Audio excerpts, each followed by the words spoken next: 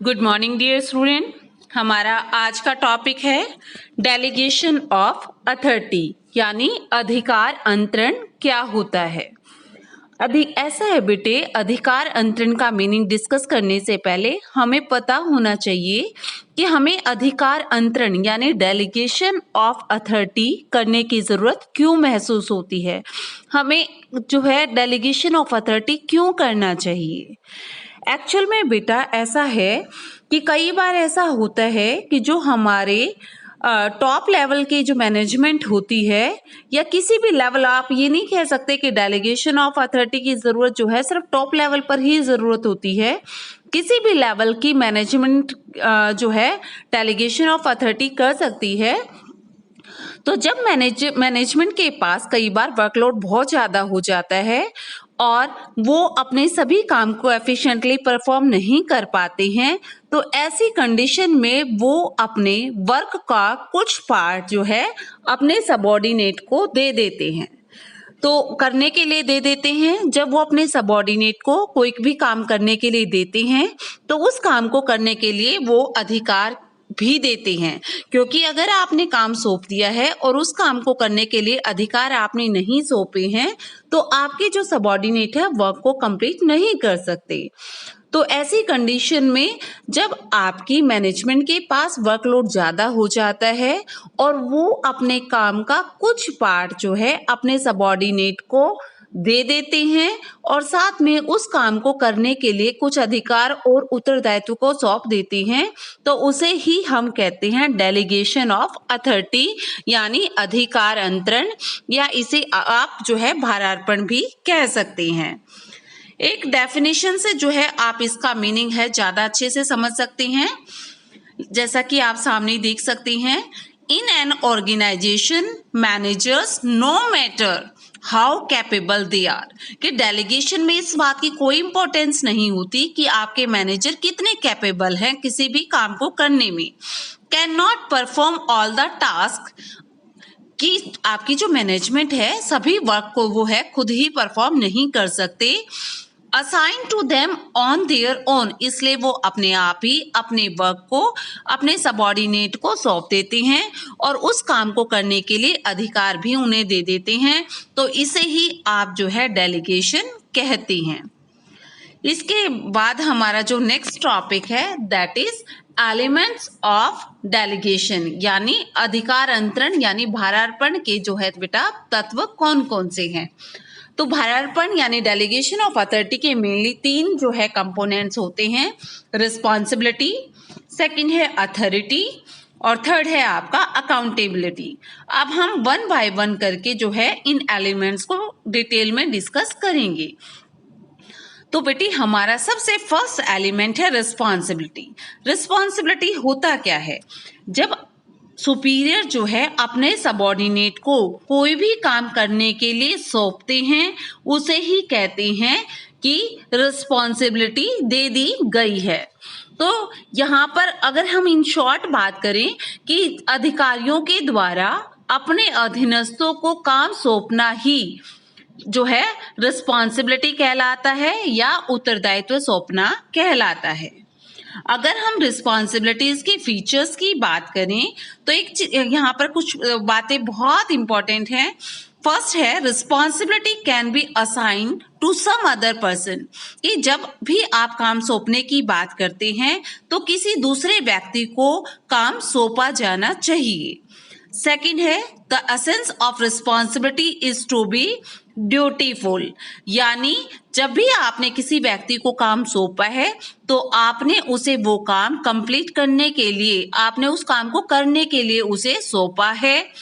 Third है it gets originated because of superior subordinate relationship, कि हमेशा कोई भी सुपीरियर जो है अपने सबऑर्डिनेट को काम सौंपता है तो ऐसा उनके बीच में सीनियर और सबऑर्डिनेट यानी सुपीरियर और सबऑर्डिनेट के रिलेशंस के कारण ही ये पॉसिबल होता है कि आप अपने सबऑर्डिनेट को काम को सौंपते हैं। तो इन शॉर्ट अगर मैं कहती हूँ रिस्पॉन्सिबिलिटी का मतलब क्या है कि सीनियर के द्वारा यानी सुपीरियर के द्वारा अपने सबऑर्डिनेट को कोई भी काम सौंपना ही रिस्पॉन्सिबिलिटी कहलाता है।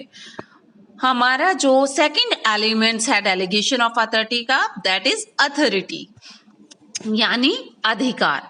जब भी आपका कोई भी सुपीरियर अपने सबऑर्डिनेट को काम सौंपता है तो उसे चाहिए कि वो काम के साथ साथ काम को करने के लिए अधिकार भी दे। काम करने के लिए अधिकार मतलब यानी जब भी आपने उसे कार्य सौंपा है उस काम से संबंधित निर्णय लेने का अधिकार भी आपको अपने सबऑर्डिनेट को सौंपना चाहिए, ताकि वो उस काम को करने के लिए साधन कहाँ से लेने हैं, उनका प्रयोग कैसे करना है, उससे संबंधित जो डिसीजन है वो आराम से ले सके। तो अगर हम यहाँ पर अधिकारों की विशेषताओं की बात करें तो अधिकारों की विशेषताओं में फर्स्ट पॉइंट है authority can be assign to some other person. Authority जो है वो यानी अधिकार जो है वो किसी दूसरे व्यक्ति को सौंपे जाने चाहिए। अब डेलीगेशन के जब हमने मीनिंग की बात की है तो हमने एक बिल्कुल क्लियर किया है कि डेलीगेशन का मतलब होता है कि सुपीरियर के द्वारा अपने सबऑर्डिनेट को कार्य करने के लिए काम सौंपना। तो जब आप अपने सबऑर्डिनेट को काम सौंपते हैं तो उस काम से संबंधित अधिकार भी आपको अपने सबऑर्डिनेट को सौंप देने चाहिए। सेकंड है बेटा it is related to the post. Obvious ही बात है, पोस्ट की वजह से ही आप अधिकार सौंपते हैं, यानी आपके सुपीरियर के पास जो होती हैं वो किसी भी काम को करने के अधिकार होते हैं। तो जब भी वो जो है अधिकारों को अपने सबऑर्डिनेट को सौंपता है तो वो अपनी पोस्ट से रिलेटेड अधिकारों को ही वो अपने सबऑर्डिनेट को सौंप सकता है। नेक्स्ट फीचर का पॉइंट है it makes implementation of decision possible. Obvious ही बात है, अधिकार जो है आप यहाँ पर अपने सबऑर्डिनेट को क्या अधिकार देते हैं, यही अधिकार देते हैं कि इससे क्या हुआ है, आप जो आपके सबऑर्डिनेट है उनके द्वारा निर्णयों का पालन करवाना जो है वो तभी पॉसिबल होता है। आपने उन्हें काम सौंपा है और ऐसी कंडीशन में आपने जो काम सौंपा है उस काम को वो तभी कर सकते हैं जब आप उन्हें काम को करने से संबंधित अधिकार उन्हें देंगे। Next and the last feature is it is the key to a managerial job because a post without authority cannot be a managerial post। Obvious ही बात है, आपकी जो मैनेजमेंट है वो अपने अधिकारों को अपने सबऑर्डिनेट को सौंपती है। तो यहाँ पर कोई भी मैनेजमेंट की जो पोस्ट है विदाउट अथॉरिटी बिना अधिकार के संभव नहीं है। तो जो मैनेजमेंट है जब वो काम को सौंपती है तो काम से संबंधित अधिकार भी सौंपती है, तभी मैनेजमेंट के द्वारा दिए गए अधिकारों का और या उसके द्वारा दिए गए कामों का जो है पालन करना तभी पॉसिबल हो सकता है। अब बेटे हमने जो है अथॉरिटी और रिस्पॉन्सिबिलिटी दोनों ही वर्ड यानी दोनों ही एलिमेंट को हमने डिस्कस कर लिया है। तो हमारा जो हम इन दोनों में डिफरेंस जो है यहाँ पर डिस्कस करेंगे कि दोनों में डिफरेंस क्या है। सबसे पहले फर्स्ट है आपका बेसिस ऑफ डिफरेंस में मीनिंग। अथॉरिटी का मतलब क्या होता है? अथॉरिटी का मतलब होता है डिसीजन लेने की पावर। ठीक है, अथॉरिटी का मतलब क्या है कि जब आप अपने सबऑर्डिनेट को डिसीजन लेने की पावर जो है दे देते हैं तो उसे ही आप उसे अथॉरिटी कहते हैं। जबकि रिस्पॉन्सिबिलिटी का मतलब क्या होता है? सीनियर के द्वारा अपने सबऑर्डिनेट को करने के लिए परफॉर्म करने के लिए कोई काम सौंपना ही क्या कहलाता है? रिस्पॉन्सिबिलिटी कहलाता है। सेकंड है बेटा सोर्सेज ऑफ ओरिजिन, यानी कैसे पैदा होता है। जो अथॉरिटीज जो होती है वो हमेशा पोजीशन यानी पोस्ट की वजह से, जो फॉर्मल पोस्ट होती है, जो अधिकारी है उसकी पोस्ट की वजह से ही अथॉरिटी का जन्म होता है। जबकि रिस्पॉन्सिबिलिटी जो है हमेशा सुपीरियर और सबऑर्डिनेट की रिलेशनशिप की वजह से होती है, क्योंकि जब कोई सुपीरियर है और उसका कोई सबऑर्डिनेट है तो सुपीरियर अपने सबऑर्डिनेट को ही काम सौंप सकता है। थर्ड जो हमारा डिफरेंस का बेसिस है that is direction of flow. Authorities जो होती है हमेशा टॉप टू बॉटम लेवल की तरफ फ्लो करती है, यानी ऊपर से नीचे की तरफ, यानी अधिकारी जो है अपने अधीनस्थों को अधिकार सौंपता है। अगर हम रिस्पॉन्सिबिलिटीज की बात करें तो ये आपके bottom level to top level पर जो है फ्लो करती है, यानी जो आपके सबऑर्डिनेट है वो अपने जो है सुपीरियर के लिए वर्क करते हैं। नेक्स्ट जो है डिफरेंस का बेसिस है दैट इज पर्पस, यानी उद्देश्य क्या है। तो अथॉरिटीज का उद्देश्य क्या होता है कि जो डिसीजन लिए गए हैं, जो आपके सुपीरियर ने जो डिसीजन लिए हैं उन डिसीजन का पालन करवाना ही जो होता है अथॉरिटीज का ऑब्जेक्टिव होता है। जबकि रिस्पॉन्सिबिलिटीज की बात करें तो इसमें जो काम सौंपा गया है उस काम को करवाना ही रिस्पॉन्सिबिलिटी का पर्पस होता है। तो इस तरह से बेटे अथॉरिटी और रिस्पॉन्सिबिलिटी का मीनिंग और दोनों के बीच का डिफरेंस जो है वो बिल्कुल क्लियर हो चुका है। नेक्स्ट और थर्ड एलिमेंट जो है आपका दैट इज अकाउंटेबिलिटी। अकाउंटेबिलिटी का मतलब होता है बेटा कि जब आपने अपने सबऑर्डिनेट को काम को करने के लिए जो काम दिया है आपने और जिस काम को करने के लिए आपने उसे अधिकार दिए हैं, तो उस काम के लिए आपका सबऑर्डिनेट जो सुपीरियर के प्रति उसका जो जवाबदेही होती है उसे ही अकाउंटेबिलिटी कहा जाता है। ठीक है, तो यहाँ पर अकाउंटेबिलिटी में आपके सबऑर्डिनेट को जो भी काम सौंपा गया है उसके लिए वो अपने सुपीरियर के प्रति जवाबदेह होता है, इसे ही अकाउंटेबिलिटी कहते हैं। इसकी अगर हम विशेषताओं की बात करें तो इसकी विशेषताओं में सबसे पहली बात है कि accountability can not be delegated, यानी जवाबदेही को आप दूसरे व्यक्ति को नहीं सौंप सकते। यानी जिस व्यक्ति को काम सौंपा गया है वही व्यक्ति ही अपने अधिकारी के प्रति जवाबदेह होगा। सेकंड जो फीचर है that is it originates because of delegation of authority. Obviously बात है, जब आप जो है अपने काम को अधीनस्थों को सौंपते हैं और उस काम को करने के लिए उन्हें अधिकार देते हैं तभी जवाबदेही पैदा होती है। उसके बिना आप किसी भी व्यक्ति जो है कोई भी व्यक्ति किसी के प्रति जवाबदेह नहीं होता। थर्ड है it is only towards the delegators, यानी सिर्फ काम सौंपने की वजह से ही आपकी जो है अकाउंटेबिलिटी अराइज होती है और उसी व्यक्ति के प्रति होती है जिसने आपको काम सौंपा है। Next one is it's base is senior subordinate relationship. Obviously बात है, हमेशा सबऑर्डिनेट जो है बेटा वो अपने सुपीरियर के प्रति जवाबदेह होता है। तो यहाँ पर जो जवाबदेही है वो सीनियर और सबऑर्डिनेट के रिलेशनशिप की वजह से ही पैदा होती है। अब हमने रिस्पॉन्सिबिलिटी भी पढ़ लिया है, अकाउंटेबिलिटी भी पढ़ लिया है, तो हमारा जो नेक्स्ट टॉपिक है that is difference between responsibility and accountability. Responsibility यानी उत्तरदायित्व और जवाबदेही में क्या डिफरेंस है। तो सबसे पहले फर्स्ट पॉइंट है आपका मीनिंग। रिस्पॉन्सिबिलिटीज का मीनिंग क्या है कि जब आपका सीनियर जो है अपने सबऑर्डिनेट को कार्य को परफॉर्म करने के लिए उन्हें काम सौंपता है।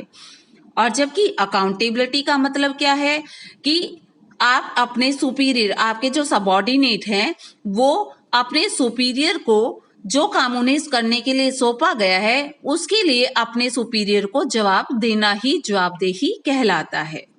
सेकंड है बेटा दूसरों को सौंपना, यानी यहाँ पर सेकंड पॉइंट है सोर्सेज ऑफ ओरिजिन की कहाँ से पैदा होता है। तो यहाँ पर रिस्पॉन्सिबिलिटी हमेशा सीनियर और सबऑर्डिनेट के रिलेशनशिप की वजह से होती है और सीनियर ही अपने सबऑर्डिनेट को काम को करने के लिए सौंपते हैं। जबकि अकाउंटेबिलिटी क्यों अराइज होती है, इसका ओरिजिन होता है डेलीगेशन ऑफ अथॉरिटी की वजह से, यानी जब आपके अधीनस्थों को कोई काम सौंपा जाता है तभी उनकी जवाबदेही जो है वो पैदा होती है। Third one is delegation. यहाँ पर यानी डेलीगेशन का यहाँ का इसका मतलब ये है बेटा कि रिस्पॉन्सिबिलिटीज जो होती है वो हमेशा जिस पर्सन ने आपको यहाँ पर रिस्पॉन्सिबिलिटीज और the work can be delegated to some other person, यानी रिस्पॉन्सिबिलिटी को आप दूसरे व्यक्ति को सौंप सकते हैं। यानी आपका सीनियर जो है वो अपने सबॉर्डिनेट को काम सौंपता है ना, जिसको हम रिस्पॉन्सिबिलिटी कहते हैं, तो रिस्पॉन्सिबिलिटी को दूसरे व्यक्ति को सौंपा जा सकता है, बट अकाउंटेबिलिटी को किसी अदर पर्सन को आप जो है डेलीगेट नहीं कर सकते। जिस व्यक्ति को काम सौंपा गया है जवाबदेही भी उसी व्यक्ति को होगी, वो अपनी जवाबदेही से बच नहीं सकता। तो इस तरह से जो है 3 एलिमेंट्स होते हैं बेटा डेलीगेशन ऑफ अथॉरिटी के। तो डेलीगेशन ऑफ अथॉरिटी के तीनों मीनिंग जो है हम यहाँ पर डिस्कस कर चुके हैं। हमारा नेक्स्ट जो टॉपिक है that is importance of delegation, यानी उत्तरदायित्व का यानी अधिकार अंतरण यानी भारार्पण का जो है इम्पोर्टेंस क्या है, इसका महत्व क्या है। तो यहाँ पर डेलीगेशन ऑफ अथॉरिटीज के आप सामने देख सकते हैं effective management, employ development, motivation of employees, facilitations of growth, better coordination, जो है ये आपकी जो है इम्पोर्टेंस को जो है क्लियर करते हैं। अब हम यहाँ पर जो है 1 बाय 1 इन सभी पॉइंट्स को डिटेल में डिस्कस करेंगे। तो इम्पोर्टेंस ऑफ डेलीगेशन में बेटा आपका फर्स्ट पॉइंट है that is effective management. Delegation of authorities अधिकार अंतरण यानी भारार्पण करने से क्या होता है, आपके जो मैनेजर्स होते हैं वो इम्पोर्टेंट वर्क को, जो ज्यादा इम्पोर्टेंट वर्क है उनको अपने पास रखकर बाकी के सभी कामों को आपके सबऑर्डिनेट को सौंप देते हैं। तो इससे क्या होगा, इससे आपके मैनेजमेंट जो है वो सिर्फ जो इम्पोर्टेंट वर्क करने हैं सिर्फ उन्हीं पर अपना समय को लगा सकते हैं, और साथ साथ में इससे क्या होगा, आपके जो मैनेजमेंट है उसके डिसीजन लेने की पावर जो है वो ज्यादा अच्छी हो जाएगी, क्योंकि अब उनके पास वर्कलोड जो है वो कम है। इसके साथ साथ वो अपने सबऑर्डिनेट की एफिशिएंसी, उनकी स्किल्स का बेनिफिट भी यहाँ पर ले सकते हैं। ठीक है। सेकंड पॉइंट है दैट इज एम्प्लॉय डेवलपमेंट। अब आप जब आप भारार्पण करते हैं, डेलीगेशन करते हैं, तो ऐसी कंडीशन में आप अपने जो सबऑर्डिनेट है, आपके जो एम्प्लॉय हैं, आप उन्हें काम सौंपते हैं। साथ में काम सौंपने के साथ साथ आप उन्हें काम को करने के लिए अधिकार भी सौंपते हैं। जब आपने काम भी सौंपा है और काम को करने के लिए अधिकार भी सौंपा है, तो ऐसी कंडीशन में आपके जो एम्प्लॉयज हैं मैनेजमेंट के होते हुए भी अपने जो है वर्क, जो उन्हें काम सौंपा गया है उसके बारे में डिसीजन लेते हैं। और जब अगर भविष्य में जब भी उनके डिसीजन जो है वो सही प्रूव होते हैं, तो ऐसी कंडीशन में आपके जो इससे आपके एम्प्लॉयज जो हैं उनका मानसिक विकास होता है, इससे जो है उनका सेल्फ कॉन्फिडेंस जो है वो डेवलप होता है, और इन फ्यूचर भी वो इस तरह की रिस्पॉन्सिबिलिटीज को लेने के लिए तैयार रहते हैं। इस तरह से डेलीगेशन ऑफ वर्क करके आप अपने एम्प्लॉयज की जो है डेवलपमेंट कर सकते हैं। Third one is motivation of employees. Motivation आप जो है डेलीगेशन जब आप करते हैं, जब आप अपने सबऑर्डिनेट को काम सौंपते हैं और साथ में काम को करने के लिए आप उन्हें डिसीजन लेने की पावर भी देते हैं, तो जब वो अपने सौंपे हुए काम को जब आपके सबऑर्डिनेट बहुत अच्छे से करते हैं, तो ऐसी कंडीशन में क्या होगा, अगर रिजल्ट अच्छे आते हैं, वो अपने काम को अच्छे से परफॉर्म करते हैं, तो इससे उन्हें जॉब सेटिस्फेक्शन तो मिलती ही है, साथ में वे इन फ्यूचर भी ज्यादा इफेक्टिव तरीके से वर्क करने के लिए जो है मोटिवेट होते हैं। इस तरह से डेलीगेशन जो है एम्प्लॉयज को मोटिवेट करने का काम भी करता है। इम्पोर्टेंस में हमारा नेक्स्ट पॉइंट है दैट इज फैसिलिटेशंस ऑफ ग्रोथ, यानी जो है ग्रोथ यानी विकास करना।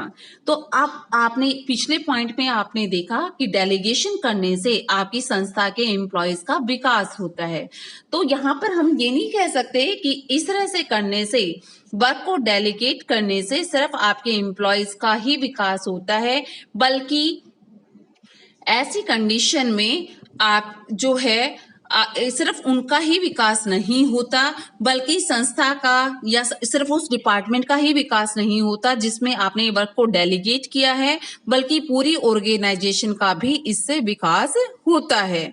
तो इसके साथ साथ आप यहाँ पर ध्यान रखने की बात यह है कि अगर आप अपनी संस्था के एम्प्लॉयज आप उनको वर्क डेलीगेट करते हैं तो इससे आपकी संस्था के एम्प्लॉयज जो है काफी इफेक्टिवली डिसीजन लेते हैं। इससे उनका अपने अंदर विश्वास बढ़ जाता है और इन फ्यूचर आप बिजनेस के एक्सपेंशन या उसके मॉडर्नाइजेशन या डाइवर्सिफिकेशन के बारे में भी आप सोच सकते हैं, जिससे आपके बिजनेस का विकास होता है।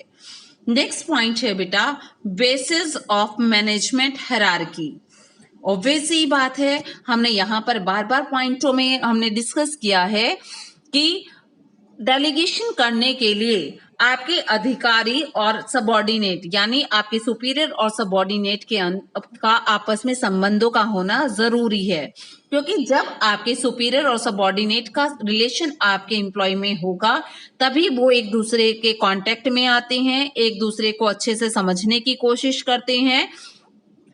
तो इस ऐसी कंडीशन में क्या है कि डेलीगेशन जो है, तभी जब वो एक दूसरे को अंडरस्टैंड करने लग जाएंगे तभी आपके सुपीरियर जो है सबऑर्डिनेट को वर्क जो है सौंपते हैं।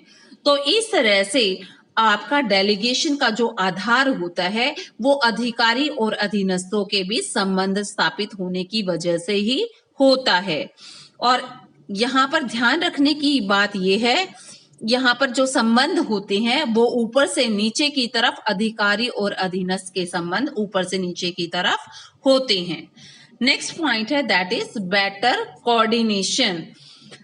देखिए बेटा, जो अगर आपके जो सबऑर्डिनेट सीनियर्स जो हैं, अगर वो इम्पोर्टेंट वर्क को अपने पास रख के बाकी के काम अपने सबऑर्डिनेट को सौंप देते हैं तो इससे क्या होगा, इससे जो है आपकी संस्था के सभी वर्क जो हैं वो टाइम से कंप्लीट हो जाएंगे, किसी भी काम का रेपिटेशन नहीं होगा।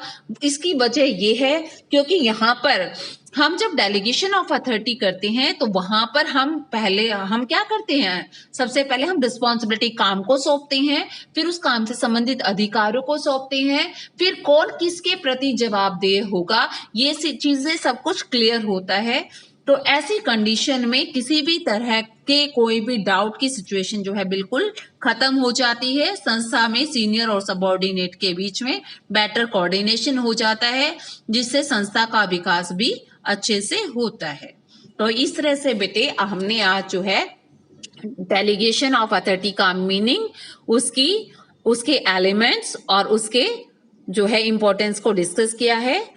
ओके बेटा, thank you, have a nice day.